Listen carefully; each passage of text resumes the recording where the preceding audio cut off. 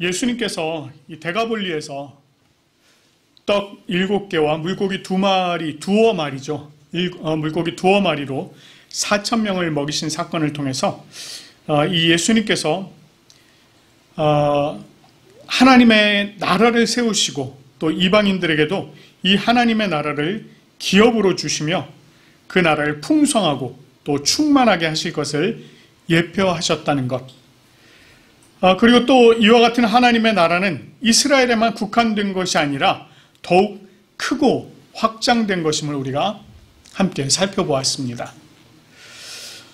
이렇게 대가볼리에서의 사역을 마친 예수님께서 제자들과 함께 그곳을 떠나셔서 배를 타고 이제 달마누다라고 하는 지방, 제가 지난주에 잠시 말씀드렸습니다만 막달라라고 하는 지방입니다. 그 지역으로 가셨습니다. 그리고 오늘 본문 11절 말씀을 보면은요, 이 바리새인들이 나와서 예수님을 힐난하며 그를 시험하였다, 이렇게 전하고 있습니다. 여기서 이 힐난하다라고 하는 이 단어, 이 말의 한자의 뜻을 보면 어렵게 묻다, 그러니까 묻는 것을 어려워하는 것이 아니라 질문을 어렵게 했다는 얘기예요. 어렵게 묻다 또는 꾸짖어 묻다, 이런 의미가 있습니다. 그래서 이 힐난이라고 하는 그 단어의 뜻은 트집을 잡아서 거북할 만큼 따지고 들다, 또는 별것 아닌 일을 가지고 트집을 잡아서 크게 부풀리다, 이런 의미가 이 속에 들어 있습니다. 물론 이 헬라어 성경에서도 이 단어를 어떻게 번역을 하고 있냐면 함께 조사하다 또는 논쟁하다, 헐뜯다, 이렇게 그런 의미로 사용이 되는 말입니다. 이것은 바리새인들이 좋은 의도를 가지고 예수님과 대화하려는 것이 아니라 악한 의도를 가지고 예수님과 지금 논쟁하고자 하는 그런 모습을 보여주고 있는 것입니다. 그리고 그것을 뒷받침하는 말이 바로 이어서 따라오는 그를 시험하여라고 하는 이 말입니다. 여기서 이 시험하다라고 하는 단어가요, 긍정적인 면에서는 테스트하다, 검증하다, 이런 뜻으로 쓰입니다. 그런데 이 똑같은 단어가 부정적인 면으로 사용될 때는 유혹하다, 이렇게 사용이 되고 있어요. 그래서 이 말은요, 끌어내려서 넘어뜨리려고 하는 것, 이것을 이야기하고 있습니다. 물론 오늘 본문의 이 구절에서 사용된 것은 부정적인 의미로 사용이 되었습니다. 어떻게든 예수님을 끌어내려서 그를 넘어뜨리려고 하는 그런 의미로 사용하고 있다는 것입니다. 예수님의 잘못을 찾아내고 그것을 빌미를 삼아서 계속 예수님을 끌어내리고 사람들로 하여금 그 예수님 주변에 모이지 못하게 할 뿐 아니라 사람들에게 예수님이 가르치지 못하도록 그렇게 하려는 그 의도가 이 바리새인들 속에 있었다는 것입니다. 그리고 그들이 예수님께 요구한 것이 있습니다. 그것이 무엇이었습니까? 하늘로부터 오는 표적을 구했어요. 여기 지금 하늘로부터 오는 표적, 이렇게 얘기했는데 이것은 어떤 의미냐면 이런 얘기예요. 과연 그 표적이 어디서 오는가? 그것이 정말로 하늘로부터 온 것인지 아니면 사람인 당신으로부터 나온 것인지 이것을 알고자 하는 거예요. 여기서 말하고 있는 이 표적이라고 하는 단어가 우리 그 요한복음에서 얘기하는 이적, 같은 단어입니다. 사인이라고 하는 같은 단어예요. 이 바리새인들은 예수님의 말과 행동이 모두 하늘로부터 오는 것이 아니다라고 하는 이 전제를 가지고 지금 이것을 요구한 것입니다. 그 말은 내가 말하고 또는 내가 행동하고 내가 보여주는 그런 기적들이 그냥 너로부터 나온 것이 아니냐, 이런 의미를 포함하고 있다는 거예요. 바리새인들의 입장에서는요, 하나님의 말씀을 다루는 또는 하나님의 제사를 관장하는 대제사장, 제사장들 또는 서기관들, 그리고 하나님의 전통을 이어가는 이런 이 바리새인들에 의한 것이 아니라면 하늘로부터 온 것이라고 여길 수가 없었다는 것입니다. 그저 나사렛이라고 하는 동네에서 온 한 젊은이, 한 청년의 근거 없는 그냥 허황된 짓으로 여기고자 했던 것입니다. 그러니 그들이 하늘로부터 오는 표적을 구한다는 것, 그것 자체가 사실은 무의미한 것이었습니다. 그런 그들의 의도를 간파하신 예수님께서 마음속으로 깊이 탄식하셨다라고 얘기를 하고 있습니다. 여기 탄식하다라고 하는 이 단어의 뜻을 찾아보면은요, 성경에서는 여기만 딱 한 번 쓰고 있거든요. 이 마가복음에서. 그러니까 성경 전체에서 딱 한 번 나옵니다. 근데 이 단어의 뜻이 이 아래로부터 위로 확 솟구쳐 오르다, 이런 뜻입니다. 그러니까 깊은 곳에서 이렇게 터져 나오는, 왜 땅속에 우물을 찾기 위해서 관을 박으면 정말 물이 확 올라오는 그런 거를 얘기하는 거예요. 아주 깊은 부분부터 확 올라오는. 그래서 이것은 깊은 곳으로부터 올라오는 한숨을 쉬다, 이런 의미가 있어요. 한숨을 쉬다, 이런 의미.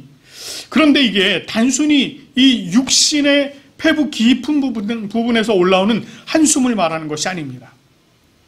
여기서 얘기하고 있는 이 한숨이라고 하는 것은요, 정말 말 그대로 심령 깊은 곳에서부터 올라오는 한숨, 그것을 말하는 것입니다.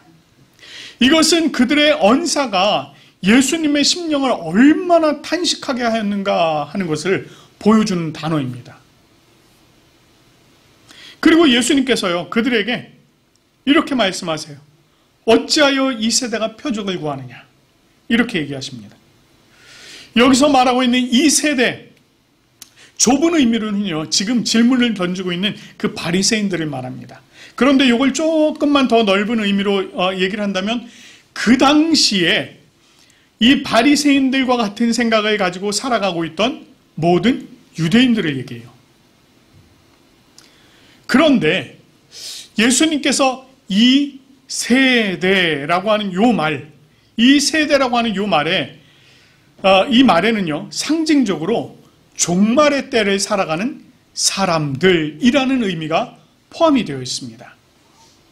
다시 말해서 예수님께서는 이미 임한 종말의 때를 살아가는 모든 사람들을 다 아울러서 말씀하신다는 거예요. 그 속에는요, 오늘 이 시대를 살아가고 있는 저와 여러분도 모두 다 포함이 되어 있는 것입니다. 이 종말의 때를 살아가는 모든 세대의 사람들이 여전히 자신이 납득할 만한 표적을 구하고 있다는 것입니다. 이렇게 이 세대가 표적을 구하는 일에 대해서 기록한 마태복음 16장 1절에서 4절 말씀에서는요, 이 표적을 구하는 이들에게 예수님께서 이렇게 말씀을 하세요. 너희가 저녁에 하늘이 붉으면 날이 좋겠다 하고 아침에 날이 붉고 흐리면 오늘은 날이 굳겠다 하나니 너희가 날씨는 분별할 줄 알면서 시대의 표적은 분별할 수 없느냐, 이렇게 말씀하세요. 누가복음 12장 54절에서 56절 말씀에서는 또 이렇게 말씀하십니다. 구름이 서쪽에서 이는 것을 보면 곧 말하기를 소나기가 오리라 하나니 과연 그러하고 남풍이 부는 것을 보면 말하기를 심히 더우리라 하나니 과연 그러하다. 외식하는 자여 너희가 천지의 기상은 분간할 줄 알면서 어찌하여 이 세대는 분간하지 못하느냐, 이렇게 말씀하시고 있습니다. 우리나라에도 그런 분들 계시잖아요. 오늘 무릎이 쑤시는 것을 보니 비가 오겠구나, 그렇게 말씀하시는 분들 계세요. 비가 오죠. 이런 걸 얘기하는 거예요. 자, 이것은요, 날씨의 징조를 보고 그 결과를 예측할 수 있다면 이 시대의 징조를 보고 그 결과를 예측할 수 있을 것이며, 또한 이 시대에 오신 예수님 자신이 이미 보여주신 징조들, 그리고 말씀하신 것과 행한 일들을 듣고 보았다면 예수님이 메시아다라고 하는 이 사실을 너희가 알 수 있을 것이다, 라고 지금 말씀하시는 것입니다. 그럼에도 불구하고 이 사실을 인정하고 싶어 하지 아니하고 극구 부인하는 그들을 향해서 마태복음에서는요, 악하고 음란한 세대여 이렇게 말씀을 하고 있고요, 누가복음에서는 외식하는 자들이라고 말씀하고 있는 것입니다. 결국 예수님은요, 이 세대에 표적을 주지 아니하리라 이렇게 말씀하셨어요. 표적을 안 주시겠다는 겁니다. 물론 예수님께서 그들에게 표적을 주지 않겠노라 하신 이유가 있었습니다. 첫 번째 이유, 예수님께서 굳이 자신이 메시아라는 사실을 증명하실 필요가 없었다는 것입니다. 하나님께서요, 아브라함과 이삭, 야곱, 그리고 그 다음에 모든 오는 세대들에게 자신이 하나님이라고 하는 사실을 증명을 하신 일이 없습니다. 하나님께서는요, 오직 자신이 하나님이라는 것을 선포하셨어요. 나는 너의 하나님이라. 나는 아브라함과 이삭과 야곱의 하나님이라. 이렇게 선포만 하셨습니다. 증명하시질 않았어요. 하나님께서는 오직 자신의 하나님이심을 선포하셨을 뿐입니다. 마찬가지로 예수님도 자신이 메시아라는 사실을 굳이 증명하지 않더라도 예수님은 메시아셨습니다. 사람들이 증명을 통해서 동의를 해야 메시아고, 동의하지 않으면 메시아가 아닌 그런 분이 아니에요. 사람들이 동의를 하든 동의를 하지 않든 메시아는 메시아십니다. 두 번째로, 표적이 있다고 해서 다 메시아는 아니었습니다. 마가복음 13장 5절 말씀, 그 이하의 말씀을 보면 종말의 때에 징조가 있을 것이며 그때에 사람의 미혹을 받지 않도록 주의하라고 말씀을 하세요. 그리고 이렇게 말씀하십니다. 많은 사람이 내 이름으로 와서 이르되 내가 그라하며 또 많은 사람들을 이렇게 미혹할 것이다. 이렇게 지금 말씀을 하시는 것입니다. 내가 그다 이렇게 얘기를 한다는 거예요. 그러면서 자기가 메시아라는 사실을 증명하기 위해서 거짓 그리스도인들과 거짓 선지자들이 일어나서는 이적과 기사를 행한다는 거예요. 이적과 기사를 행한다는 것입니다. 그 이적과 기사를 행해서 할 수만 있으면 택하신 자들을 다 미혹할 것이라고 이렇게 말씀을 하시는 것입니다. 여기서 말하고 있는 그 이적과 기사, 이것이 바로 표적입니다. 여러분, 이 대표적인 예들 우리가 성경에서 얼마든지 볼 수 있죠. 가장 대표적인 예가 뭐입니까, 여러분? 모세가 바로 앞에서 지팡이 던졌더니 뭐가 됐습니까? 뱀이 됐잖아요. 바로의 술객들과 술사들이 나와서 그 사람들도 자기들이 가진 지팡이를 던졌더니 뱀이 되었습니다. 그들도 그런 일들을 행하더라는 것입니다. 마찬가지로 적 그리스도가 나타나서 그들도 자신들이 그리스도라고 하면서 이런 거짓 이적과 기사를 행하면서 그 수많은 영혼들을 넘어뜨리려고 한다는 거예요. 미혹하려고 한다는 것입니다. 거짓 그리스도인들, 거짓 선지자들이 일어나서 이와 같은 표적을 행하면서 자신들이 마치 참 그리스도인 양, 자신들이 마치 참 선지자인 양 행세를 한다는 것입니다. 그러나 그들은 그저 양의 탈을 쓴 늑대에 불과한 것입니다. 자, 세 번째요. 그들의 시험, 즉 그들의 유혹에 응할 이유가 없었다는 것입니다. 자, 이게 무슨 얘기냐면 이런 거예요. 그들이 시험에서 하늘의 표적을 구했다는 것, 이것은요, 무엇에 근거를 두고 있습니까? 불신의 근거를 두고 있는 거예요. 믿지 않는 것입니다. 그러면 그 불신의 근거를 두고 있는 일에 괜히 그거에 동조를 한다는 것은요, 그 불신을 인정한다는 거예요. 그리고 그 시험에, 그들의 그런 시험에 걸려서 넘어지게 된다는 것입니다. 그래서 이것은 그들의 불신에 동조하는 일이기 때문에 예수님께서 그들의 시험에 응하시기보단 차라리 그 시험을 끊어내셨다는 것입니다.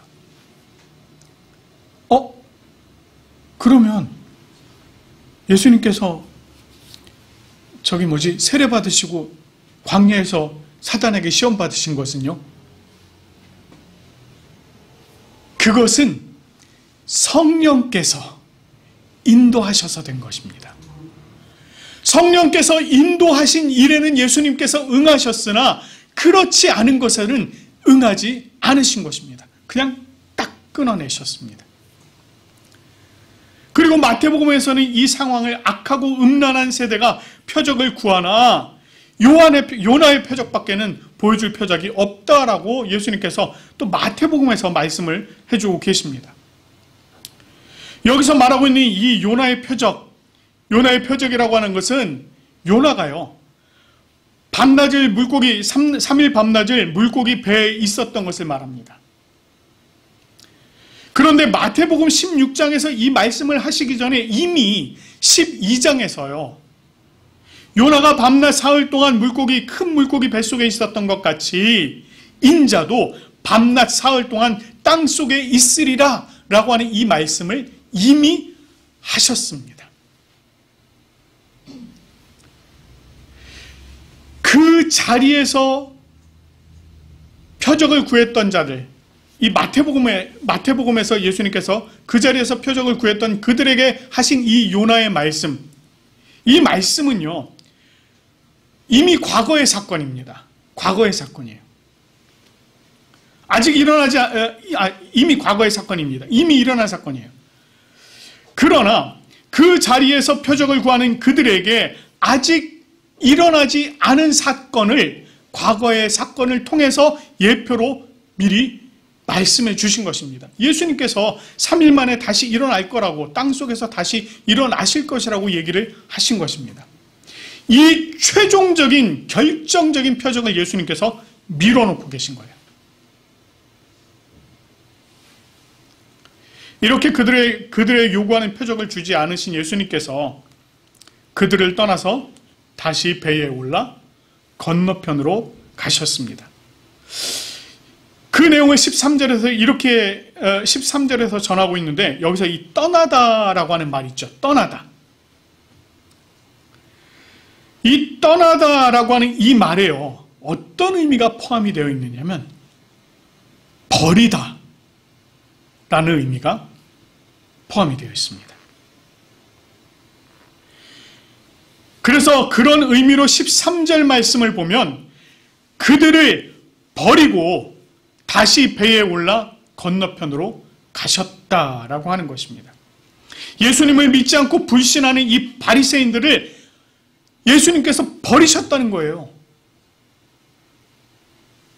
이방인들마저 얻게 된 그 하나님 나라의 기업을 그들은 받을 수 없게 되었다는 것입니다. 그 기회마저 박탈되었다는 것입니다.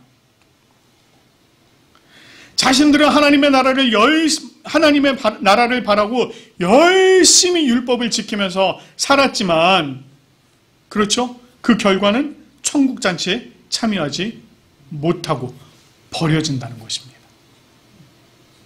나더러 주여 주여 하는 자마다 다 천국에 들어갈 것이 아니니라. 그 말씀입니다. 이렇게 예수님께 하늘의 표적을 구했던 바리새인들처럼요, 오늘 이 시대에도, 이 세대에도 여전히 하늘의 표적을 구하는 일들이 많이 있습니다. 사실 모든 표적들이 이미 성경을 통해서 우리들에게 전해졌고, 그 말씀을 통해서 우리는 확인을 할 수가 있습니다. 그럼에도 불구하고 여전히 구하는 이들이 있다는 거예요. 그런데 문제는 어떤 이유로, 어떤 의도로 이 표적을 구하느냐 하는 것입니다. 물론 하나님께서요, 특별한 목적으로 실제적인 표적을 보여주실 때도 있습니다. 분명히 있습니다. 예수님께서 부활하시고 승천하신 후에 다메섹 도상에서 바울에게 나타나신 경우가 바로 그런 경우예요. 예수님께서 바울을 이방인을 위한 이 사도로 세우시기로 작정을 하셨고 그에게 나타나셔서 그로 하여금 완전히 다른 삶을 살게 하시는 이런 표적을 보여주신 경우가 있습니다. 이렇게 성경에 드러난 경우가 아니더라도 어떤 일들을 통해서 특별한 경험을 하게 하시는 경우도 분명히 있습니다. 물론 이 가운데도 계세요. 그런데 오늘 본문에 등장하는 이 바리새인들처럼요, 불신을 바탕으로 증명하라는 식으로 구하는 경우가 여전히 있다는 것입니다. 그런데 그렇게 구한 표적이 자신들의 눈앞에 나타나게 되면 그들은요, 또다시 핑계를 대면서 다른 표적을 또 요구합니다. 제가 아는 지인 중에요, 이런 분들이 실제로 있었습니다. 그 중에 좀 한 분을 얘기를 하자면, 이분은 맨날 뭐라고 얘기했느냐면, 나는 내 눈으로 직접 확인하지 않으면 안 되겠다는 거예요. 예수님을 만약에 자기가 진짜 자기 눈으로 이렇게 볼 수 있으면 믿겠다는 겁니다. 어느 날 친구의 차를 타고 가다가 조수석에 앉아있던 이분이 저 앞에 양팔을 벌리고 서 계신 예수님을 본 겁니다. 이분이 너무 놀라서 자기 옆에 있는 친구한테 저거 보이느냐고 물어봤답니다. 안 보이더래요. 자기만 본 거예요. 그런데 그 형상이 계속 남아있더라는 것입니다. 그 모습을 목격을 한 거예요. 이게 얼마나 크고 놀라운 일입니까? 그리고 나서 이분이 어떻게 되었을까요? 그분의 삶이 정말 확 변해서 예수님을 믿고 따랐을까요? 제가 지금 이 얘기를 왜 하는지 아시죠? 이게 너무 안타까운 겁니다. 이게 너무 안타까운 거예요. 그 일 이후로 그냥 그분의 삶에는 여전히 변화가 없이 이전에 살던 삶을 그대로 살고 있더라는 것입니다. 물론 앞으로 시간이 있기 때문에 하나님께서 또 더 특별한 은혜를 베풀어 주셔서 구원해 주시기를 여전히 기도하고 있습니다. 그렇다는 거예요. 또 다른 분 같은 경우도요, 한 분만 더 얘기를 드리자면, 이분도 매일 밤마다 기도했답니다. 하나님, 정말 주님이 계신 증거를 저한테 보여주세요. 매일 밤마다 기도했대요. 어느 날 이분이 잠을 자다가 자기를 부르는 음성을 들은 겁니다. 눈을 떴더니 창문에서 노란 빛이 환하게 들어오면서 자기를 비추고 있더래요. 그리고는 순간적으로 어떤 느낌을 얻었느냐면 자신의 몸이 떠오르는 걸 느꼈답니다. 돌아보니 침대에 누워있는 자신의 모습이 그대로 보이더래요. 엄청난 경험을 한 겁니다. 변화했을까요? 다른 분들의 이야기라서